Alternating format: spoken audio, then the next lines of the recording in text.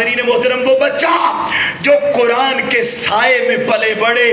وہ پھر جانے کے بعد نیزے کی نوک پر قرآن کی تلاوت نہیں کرے گا تو اور کیا کرے گا؟ دوستو، اپنے بچوں کا تعلق، اپنے بچوں کا ناطہ،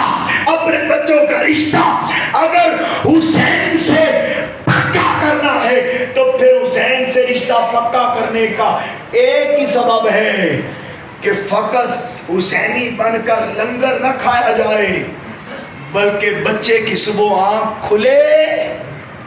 تو ساتھ اپنی ماں کو دیکھے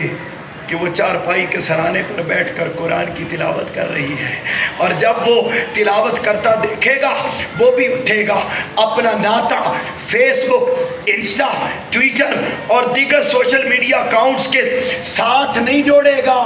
پھر وہ بھی قرآن کے ساتھ جوڑے گا، اور جب دنیا سے جائے گا نا